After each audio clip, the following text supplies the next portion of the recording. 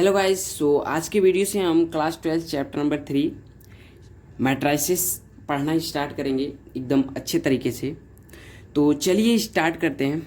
Right, एकदम हम basic से देखेंगे कि इसका बेसिक क्या है, ओरिजिन क्या है। राइट, तो चलिए देखते हैं दोस्तों। ये जो हमारा मैट्राइसिस वर्ड है ये लैटिन वर्ड मैट्रिक्स से लिया गया है। राइट, क्या हमने बोला? मैट्रिक्स से लिया गया। राइट, ये भी कहा जाता है कि जो हमारा मैट्राइसिस है ये प्लूरल वर्ड है मैट्रिक्स का। क्या हमने बोला? मैट्रिक्स का ये जो मैट्राइसिस है प्लूरल वर्ड है। राइट, तो दोस्तों सिंपली इसका ओरिजिन कब हुआ था दोस्तों?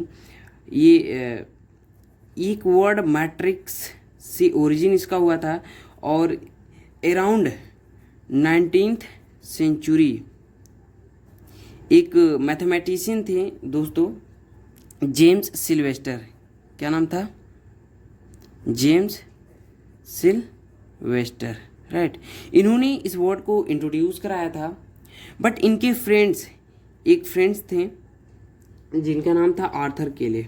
राइट, आर्थर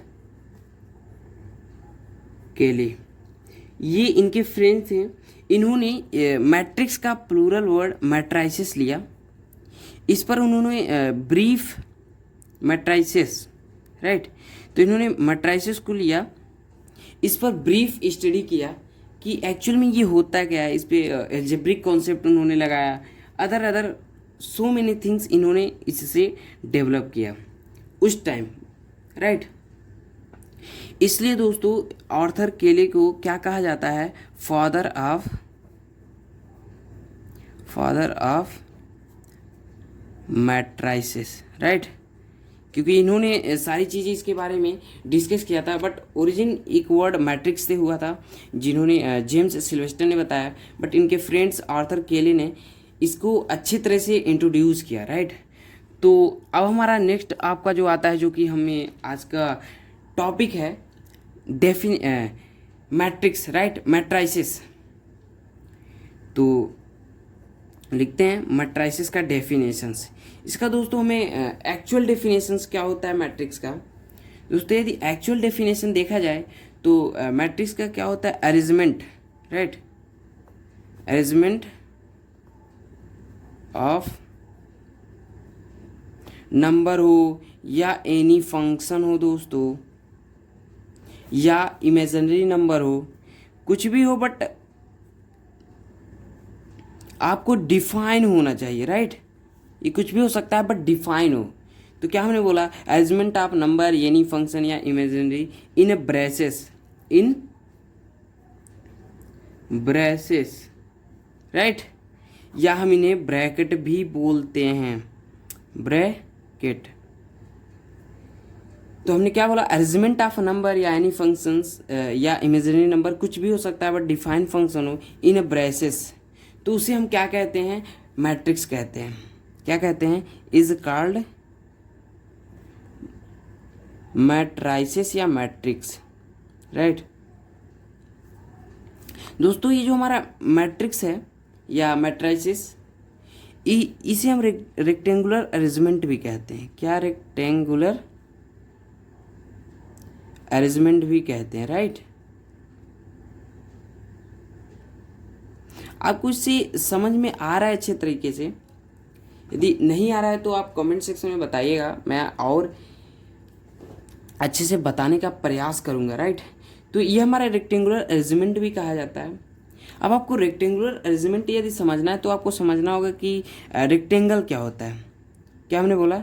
रेक्टेंगल क्या होता है। राइट, तो रेक्टेंगल क्या होता है बेसिकली दोस्तों? वो हर एक चीज़ रेक्टेंगल होता है, या वो हर एक होलो स्पेस जिसका इंटीरियर एंगल, ये जो इंटीरियर एंगल होता है 90 डिग्री हो। ये जो इंटीरियर एंगल होता है क्या हो दोस्तों? 90 डिग्री हो। ऐसा नहीं कि हम कोई ट्रायंगल ले ले तो इसमें तो एक ही 90 डिग्री है, ये सब तो नहीं है ना, 90 से कम है।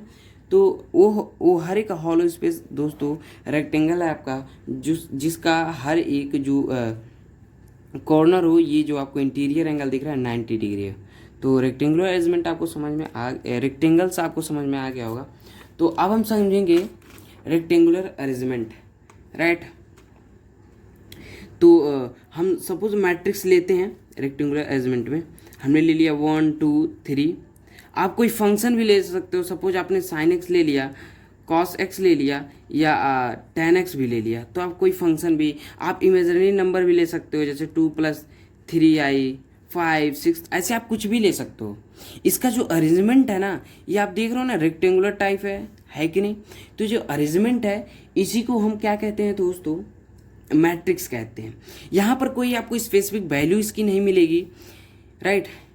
क्योंकि लोग एग्जाम्पल देते हैं आपको, इसका यूज कहाँ किया जाता है, लीनियर इक्वेशन को सबसे इम्पॉर्टेंट अब बताया जाता है कि लीनियर इक्वेशन को सॉल्व करने में। जब दोस्तों आप सिंपली जब लीनियर इक्वेशन सॉल्व करते हो तो आपको वैल्यू मिलता है, बट यार जब ये वैल्यू देता ही नहीं है मैट्रिक्स, तो इसमें क्यों बताया जाता है।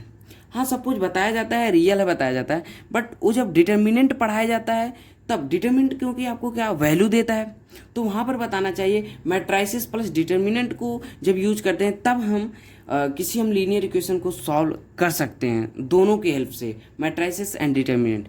क्योंकि डिटर्मिनेंट आपको वैल्यू देता है और इससे अरेंजमेंट को हम सॉल्व करते हैं मैट्रिक्स से, राइट। आपको समझ में आ रहा होगा। अब दोस्तों ये जो हमारा मैट्रिक्स आपको दिख रहा है ना, ये इसमें पूरा चैप्टर समाया हुआ है। यदि आपको ये समझ में आ जाता है तो आप इसमें महारत हासिल कर लोगे।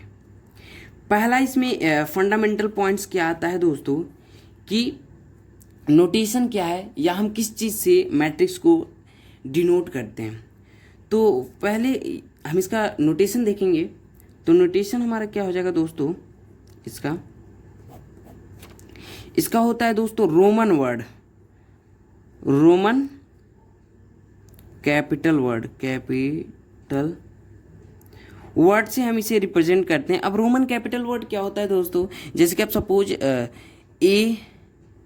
ABCD ये जो आप लिखते हो ना, ये रोमन कैपिटल लेटर है, राइट। कभी कभी इसे XYZ ये जो कैपिटल है इससे भी रिप्रेजेंट किया जाता है, राइट। आपको ये रिप्रेजेंटेशन समझ में नोटेशन समझ में आ रहा है क्या, राइट। तो इसे आप इक्वल टू ऐसे ए आप लिख सकते हो। तो ये स्मॉल लेटर से नहीं रिप्रेजेंट किया जाता है, स्मॉल लेटर से यदि रिप्रेजेंट करते हो तो उसका अलग मीनिंग आ जाएगा, जो कि आगे हम देखेंगे भी। अब नेक्स्ट पॉइंट आपका आता है, ये जो हमने बनाया था इसको समझना बहुत इंपॉर्टेंट है, राइट। ये हमारा क्या है, ब्रेसेस। इसे कभी कभी ऐसे भी यूज किया जाता है, ये जो आपको दिया है ना इसे आप ऐसे भी बना सकते हो, इस तरह से भी, तो आपको कंफ्यूज नहीं होना है दोस्तों। ये मीनिंग आप जब सेट पढ़ते हो उस तरह का ब्रैकेट मत समझना। यहाँ पर ये जो ब्रैकेट है इसका दूसरा मीनिंग है। जैसे आप सेट्स वगैरह में पढ़ते हो, अगर 1 2 ऐसे लिखा है इस तरह से, यहाँ पर इसका अलग मीनिंग है। यदि आप वहाँ पर देखते हो इसका मीनिंग क्या रहता है सेट्स वगैरह में, तो 1 और 2 लिखते हो तो इसका मतलब क्या होता है, ये क्लोज ब्रैकेट होता है। इसका मीनिंग निकलता है कि 1 और 2 इसके बीच में जितने नंबर वो सारे लेंगे। और एक ब्रैकेट ये जो यहाँ पर बनाया है इस तरह से ओपन ब्रैकेट 1 और 2 लिखते हैं, तो इसका मतलब होता है 1 2 को छोड़ के इसके बीच में जितने सारे वैल्यू हैं वो सारे वैल्यू लिए जाते हैं। तो यहाँ पर ये कोई कॉन्सेप्ट नहीं है। यदि ये कॉन्सेप्ट लगा रहे हो इस ब्रैकेट में तो आपका कॉन्सेप्ट एकदम गलत जाएगा, राइट। तो यहाँ पर ये कोई कॉन्सेप्ट नहीं लगाना है। तो इसे हम क्या कहते हैं दोस्तों, ब्रेसेस, या हम क्या बोलते हैं, ब्रैकेट्स, राइट। सो अब आपका नेक्स्ट पॉइंट आता है। सारे पॉइंट दोस्तों बहुत ही इंपॉर्टेंट है, आपको समझना बहुत इंपॉर्टेंट है। थर्ड पॉइंट आपका आता है रो। रो क्या है, या रोज हम बोलते हैं जिसे। रो क्या होता है, जो हॉरिजेंटल आपका होता है 1 2 3 4 5 6 7 8 9। आपने जो मैट्रिक्स है, ये जो आपका हॉरिजेंटल पार्ट दिख रहा है ना, ये आपका क्या होता है, रोज होते हैं। ये हमने बताया जैसा कि R1 R2 and R3, right. और दोस्तों इसका रो का नोटेशन क्या होता है, तो यदि नोटेशन देखें इसका, तो इसका होता है दोस्तों M। ये बहुत इंपॉर्टेंट है दोस्तों, ये आपको लर्न होना चाहिए। इसका नोटेशन M होता है, राइट। अब आपका नेक्स्ट आता है पॉइंट नंबर 4। अब पॉइंट नंबर 4 क्या है आपका, कॉलम। कॉलम बेसिकली आपका क्या होता है दोस्तों, जैसे कि आपने ये हॉरिजेंटल देखा, तो जो वर्टिकल लाइन होता है क्या हो, हमने बोला जो वर्टिकल, ये तो हॉरिजेंटल लाइन होता है, ये हॉरिजेंटल लाइन होता है। अब ये वर्टिकल जैसे अगर देखा जाए, हमने यहाँ पर जो एग्जांपल ये जो लिया था, ये यहाँ पर ये जो वर्टिकल लाइन आपको इस तरह से दिख रहा है, तो ये जो वर्टिकल्स आपको 1 sin x 2 + 3i और ये 2 cos x 5 and 3 tan x 6, ये जो आपको वर्टिकल दिख रहे हैं इसे हम कॉलम बोलते हैं। तो ये कॉलम 3 हो जाएगा, ये जो आपका कॉलम है ये कॉलम 2 हो जाएगा, ये कॉलम 1 हो जाएगा। ये आपको याद होना चाहिए, राइट। ये कॉलम 1 हो गया, ये कॉलम 2, ये कॉलम 3, राइट। तो आपको क्या समझ में आया यहाँ से कि जो 1 4 7 है ये, राइट, ये जो आपको दिख रहा है ये कॉलम नंबर 1 है, और ये 2 5 8 जो आपको दिख रहा है एक कॉलम नंबर 2 है, और जो 3 6 9 दिख रहा है ये कॉलम नंबर 3। ये आपको बेहतरीन तरीके से याद होना चाहिए, राइट। तो इसका रिप्रेजेंटेशन क्या होता है यदि देखिए, या नोटेशन, तो इसका नोटेशन यन होता है। अभी आपको इसका यूज़ आपको बहुत अच्छी तरीके से मिलेगा। इस पर कई सारे क्वेश्चंस आते हैं, आपके बोर्ड में भी पूछे जाते हैं, चाहे आप CBSE से हों चाहे आप UP बोर्ड से हों, दोनों का सिलेबस अब सेम ही हो गया है फ्रेंड्स, राइट। तो अब आपका नेक्स्ट वर्ड आता है जो कि बहुत ही इम्पॉर्टेंट है, क्या है, 5 एलिमेंट, राइट, एलिमेंट्स। इसका भी रोल बहुत ही ज़्यादा है इसमें। यदि हम आपको मैट्रिक्स बनाएं, ये 1 2 3 4 5 6 7 8 9, ये हमने मैट्रिक्स बना लिया, राइट। अब इसमें ये जो एलिमेंट आपको या फंक्शन हो या कुछ भी हो जो डिफाइन हो, ये जो आपको होता है ना, ये इस तरह से ये आपका एलिमेंट होता है, चाहे साइन एक्स हो चाहे कॉस एक्स कुछ भी हो, ये आपका एलिमेंट होता है, राइट। तो यहाँ पर एलिमेंट्स का मतलब हमें क्या समझना है, एलिमेंट्स कुछ भी हो सकता है, नंबर हो सकता है जैसे हमने बताया, कोई फंक्शन हो सकता है, ये नंबर में तो रियल नंबर आपका आ जाएगा, ये इमेजिनरी नंबर भी हो सकता है, इमेजिनरी नंबर भी हो सकता है, जो डिफाइन हो वो यहाँ पर हो सकता है, वो हर एक चीज़, राइट। तो आपको समझ में आ गया होगा। अब दोस्तों इसका हमें नोटेशन समझना है एलिमेंट्स का। इसका आपका नोटेशन क्या होता है, जनरल नोटेशन आपका होता है AIJ, राइट। इसका आपका जनरल नोटेशन क्या होता है, AIJ, जहाँ पर I आपका क्या रिप्रेजेंट करता है, I आपका रिप्रेजेंट करता है रिस्पेक्टिव। अभी आपको वीडियो पूरा देखने के बाद आपको बहुत अच्छी तरीके से समझ में आएगा, बट आपको पूरा देखना पड़ेगा। ये आपको क्या रिस्पेक्टिव रो को रिप्रेजेंट करता है, क्या हमने बोला, रिस्पेक्टिव रो को। और जो J होता है हमारा, ये आपका क्या रिप्रेजेंट करता है, रिस्पेक्टिव कॉलम को। यदि हम एग्जाम्पल से देखें तो कैसे ये कैसे रोल प्ले करता है, जैसे मैं इसको देखूं 1 को, राइट। तो अभी हमने पढ़ा ये हमारा क्या होता है, रो होता है, और ये जो इस तरह से वर्टिकल होता है ये हमारा क्या होता है, कॉलम, हॉरिजॉन्टल रो और कॉलम वर्टिकल। तो ये यदि हम देखें तो ये रो के तरफ से ये R1 1 पढ़ रहा है, राइट। ये आपका ए क्या है दोस्तों, ये आपका स्मॉल रोमन वर्ड है, ये जो आपका है, राइट। और उसके साथ आपको पोजीशंस को डिफाइन करना पड़ता है एलिमेंट के लिए, तो वही मैं आपको बता रहा हूँ, I और J जो ये पोजीशन डिफाइन करते हैं एलिमेंट के, राइट। तो I हमारा क्या है, ये आपका रिस्पेक्टिव रो होता है। जैसे कि यहाँ पर अगर फर्स्ट मैं कंसीडर करूँ तो फर्स्ट यहाँ पर पोजीशन क्या है, 1 का 1 है। यदि J का देखें तो ये हमारा रिस्पेक्टिव क्या, J रिप्रेजेंट करता है कॉलम, तो कॉलम, ये कॉलम हमारा बना इसके लिए, तो ये भी कॉलम भी 1 के 1 ही है यहाँ पर ना, तो 1 हो गया, राइट। यदि हम 9 को चूज करते हैं तो ए क्या हो जाएगा, कॉलम यहाँ पर कितना दोस्तों ये है। यदि हम कॉलम पहले तो रो हमें देखना होगा, ये रो नंबर 3rd पे आ रहा है, ये 9 रो नंबर 3rd में आ रहा है, तो रो जब 3rd है तो ये 3rd हम इसके लिए यूज करेंगे, है कि नहीं। अब फिर आपका J का पोजीशन बच रहा है, तो ये जो कॉलम नंबर 3rd में आ रहा है, C 3rd and R 3rd, तो यहाँ पर 3rd हो गया। इस तरह से आप 5 को देखोगे, तो क्या 5 किस पोजीशन पे आ रहा है दोस्तों, ये सेकंड पे आ रहा है, तो A22 हमारा 5 हो जाएगा, और जो A33 हमारा 9 हो जाएगा, A11 1 हो जाएगा हमारा। इसे समझना बहुत इंपॉर्टेंट है, क्योंकि पॉइंट यहाँ पर पूछ देता है कि आप बताओ A33 क्या होगा, A22 क्या होगा, इस तरह से आपको पूछ देता है, राइट। तो आई होप आपको ये अच्छी तरह से समझ में आया होगा। कभी कभी दोस्तों क्या होता है कि ये जो हमारा A11 है ना, या A33 या A22 है, इसे हम इंटरसेक्शन पॉइंट भी बोलते हैं, राइट। जैसे कि हम 9 को कंसिडर करें, ये A33, तो A33 क्या है, यहाँ ये कॉलम में भी आ रहा है और रो में भी आ रहा है कि नहीं। अब A33 8 थोड़ा ना है, सपोज करो 833 हमारे तो 9 है, अब हम 8 को कंसीडर करते हैं A33 के अंडर, तो ये सब में कॉमन आ रहा है, रो में भी। ये रो में देखो तो ये तो रो में आ रहा है, लेकिन इस कॉलम तो ये वाला है 3 वाला, कॉलम तो नहीं इसमें कॉमन आ रहा है। तो 9 अगर A33 देखे तो 9 कॉलम में भी कॉमन आ रहा है और रो में भी कॉमन आ रहा है। तो इससे हमें समझ में क्या होता है, इस ये पॉइंट दोनों में कॉमन है, तो हम इसे इंटर सेक्शन पॉइंट भी कहा जाता है, राइट। सो आई होप आपको ये अच्छी तरीके से समझ में आ रहा होगा। अब दोस्तों AIJ आपका टोटल आपको N/N का हो, चाहे वो कितने बाई कितने का हो मैट्रिक्स, वो आपको ये डिफाइन कर देता है। तो मैं दोस्तों आपको सिंपल सा एग्जांपल लेके समझाने का कोशिश कर रहा हूँ। यदि आप बुक से देखोगे तो आपको इनफाइनाइट, मैं यदि आपको दिखाऊं बुक वगैरह में कई सारे ऐसे बुक हैं, यदि आप देखें तो इस तरह से आपको समझाने का कोशिश किया है, राइट। तो मैं आपको एकदम सिंपल एग्जांपल से समझाने का कोशिश कर रहा हूँ, ताकि आपको समझ में आए जो बुक में दिया है, प्रॉब्लम जिस बेस पे दिए हैं उस तरह से मैं आपको समझाने का कोशिश कर रहा हूँ। अब दोस्तों ये जो हमारा AIJ हमने लिया, ये आप इसके थ्रू आप कोई सा भी एलिमेंट आप इससे आपको डिफाइन कर सकते हो, यहाँ से उठा सकते हो कि जो 9 है इसका पोजीशन A33 है, राइट।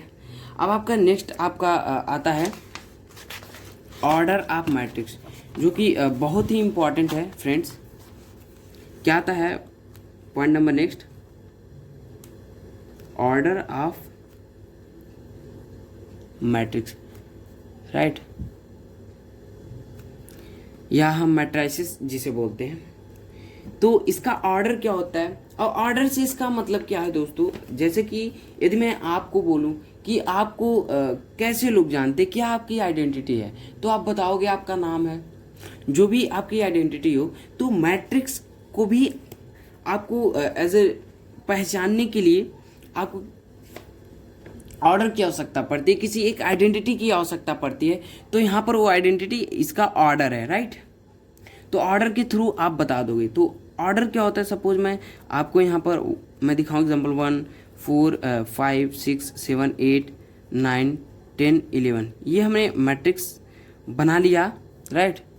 या इस तरह से भी आप इसे बना सकते हो 1 2 3 4 5 6 7 8 9, ये ब्रैकेट का मैं बात कर रहा हूँ। ये नहीं कि दोस्तों इस तरह से बनाओगे तो नंबर चेंज हो जाएगा, ये नंबर कुछ भी हो सकता है, मैं एज ए एग्जाम्पल बता रहा हूँ, राइट। तो सपोज करो ये मैट्रिक्स हो या ये हो, इसका तो हमने नोटेशन देख लिया, यही ये सपोज कैपिटल लेटर है, या आप कोई भी कैपिटल लेटर लेट कर सकते हो, तो हमारा मैट्रिक्स है। तो इसका ऑर्डर क्या होगा दोस्तों, ऑर्डर बेसिकली ये डिफाइन होता है इसके रो एंड कॉलम से।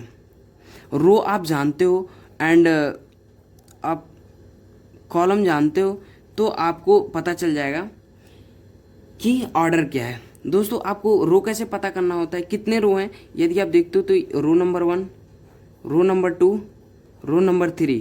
तो यहाँ पर क्या R1 R2 R3, तो यहाँ पर कितने रो हुए, 3 रो हुए कि नहीं। तो 3 रो, तो R=3, जिसे हम किससे डिनोट करते हैं, M से, राइट। तो M= यहाँ पर 3 आपका आ गया। नेक्स्ट आपका कॉलम आता है, तो कॉलम कितने हैं, यहाँ पर से यदि हम देखिए 1 6 9, ये आपका C1 है, ये आपका क्या है C2 है, ये आपका क्या है C3 है। तो कितने कॉलम है, यहाँ पर 3 कॉलम है, राइट। मैं आपको रफली एकदम अच्छे तरीके से समझाने का प्रयास कर रहा हूँ, इसको आपको समझना है ओनली, ठीक है। तो इसमें कॉलम, इसमें भी 3 ही कॉलम आ रहे हैं। तो कॉलम 3 इसको हम N से डिनोट करते हैं, किससे, N से। तो N= आपका 3 आ गया। तो तो ऑर्डर मैट्रिक्स का क्या होता है दोस्तों, एल्जेब्रिक मल्टीप्लिकेशन होता है। क्या हमने बोला, एल्जेब्रिक मल्टीप्लिकेशन। अब आपका इसमें कंडीशन है कि पहले आपका रो आना चाहिए, क्या हमने बोला, रो आना चाहिए, फिर मल्टीप्लिकेशन करना है एन जो कि आपका कॉलम है, इस तरह से आपका होना चाहिए। राइट, ये आपको समझ में, ये मल्टीप्लिकेशन होता है तो आपका ऑर्डर निकल के आता है। तो एम कितना है, 3 है और एन भी 3 है, तो 3 क्रॉस 3 ये इस मैट्रिक्स का ऑर्डर हो गया। और ये लिखा कहाँ जाता है, एकदम bottom side of the matrix, या हम इसे ऐसे लिख सकते हैं जैसे कि जो हमारा दिया है यहाँ पर हम 3 क्रॉस 3 ऐसे हम लिख के दिखाते हैं, ठीक है, कॉर्नर साइड पे एकदम ये 3 क्रॉस 3 एकदम, जैसे ए इक्वल टू आपका ये मैट्रिक्स जो भी ये है, सपोज करो ये 3 क्रॉस 3 का है, इसमें 1 2 3 4 5 6 7 8 9 आपने लिया, तो यहाँ पर 3 क्रॉस 3 लिख लोगे। अब आपको यदि मैं एग्जांपल दूँ कि सपोज करो ए इक्वल टू आपके पास 1 2 3 4 है, 5 6 7 8, इसका आपका ऑर्डर क्या हो जाएगा, आप यदि देखो तो इसमें कितने रो है दोस्तों, पहले तो आपको रो को देखना है, ये आपका रो है, इसमें कितने रो है बताओ, इसमें एक रो ये तो हो गया, और इसमें कितने रो है, मतलब कितने रो है इस पूरे मैट्रिक्स में, ये R2 R1 R2, मतलब 2 ही रो है, क्या है R1 एंड R2, 2 रो हैं, राइट।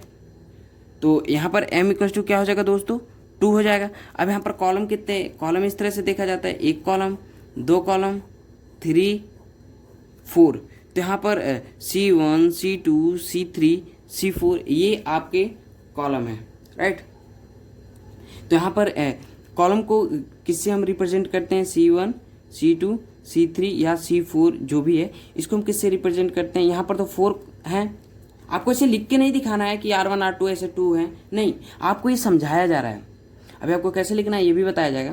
तो ये 4 है, तो यहाँ पर n इक्वल टू 4 हो गया, तो इसका ऑर्डर a इक्वल टू जो हमारा ये मैट्रिक्स था, यहीं पर इसे आप लिख लोगे 1 2 3 4, आपको लिखना क्या है 5 6 7 8, ये जो भी आपका मैट्रिक्स है आपको यहाँ पर ऐसे सिंपल लिख लेना है, पहले रो लिखा जाता 2 4, ये आपका ऑर्डर हो गया मैट्रिक्स का, सिंपल, इसमें कुछ करना कुछ नहीं।